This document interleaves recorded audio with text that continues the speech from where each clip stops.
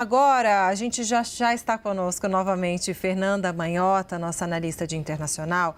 Manhota, o que nesse momento de escalada é preciso prestar atenção, né? Porque a gente está falando de grandes potências, a gente está falando de Irã, a gente está falando de Israel, enfim, e o temor de escalada ali pela região.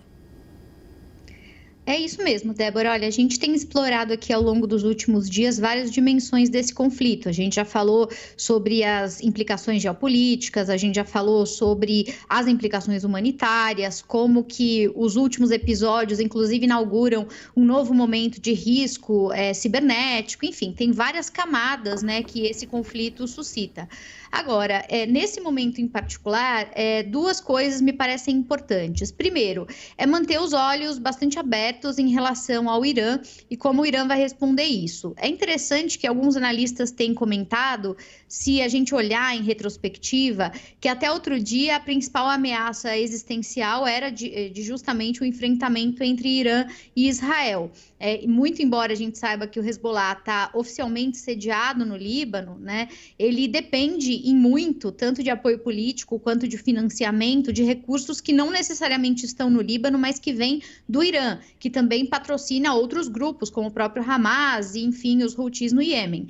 Então, há um deslocamento desse eixo de conflito. Ele, em algum momento, parecia muito próximo de emergir de maneira direta entre Israel e o Irã, e agora vai se deslocando rumo ao Líbano. É claro que isso não é desejável por ninguém, mas talvez possa mostrar que o cálculo geopolítico foi refeito de modo que talvez Israel entenda que é menos arriscado encarar o Líbano do que encarar o Irã. E isso é interessante observar e entender como o Irã vai receber essa triangulação. A segunda questão tem a ver justamente com Israel. A gente está falando de um primeiro-ministro, né, que lidera, patrocina esse conflito em Gaza e também no exterior, né, no entorno, que está cada vez mais descreditado do ponto de vista da opinião pública. A gente tem hoje pesquisas demonstrando, né, que cerca de 66% dos israelenses gostariam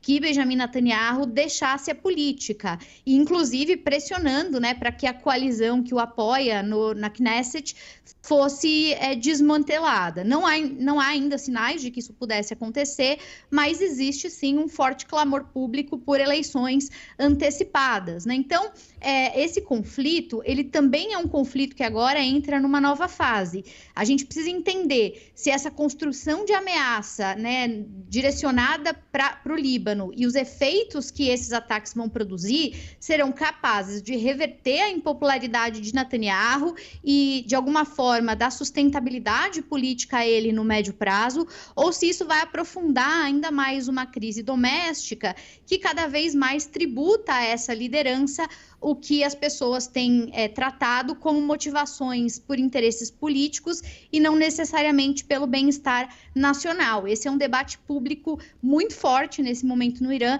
e esse novo passo que o conflito vai tomando vai definir se, afinal de contas, Benjamin Netanyahu vai ter condições de se sustentar no poder e dar vazão à sua narrativa de defesa existencial de Israel contra os inimigos, ou se, de fato, vai acabar ficando sem apoio, vai acabar ficando sozinho e padecendo dessa percepção de que ele está mais preocupado com o projeto de poder do que necessariamente com a subsistência desse Estado em particular, Débora.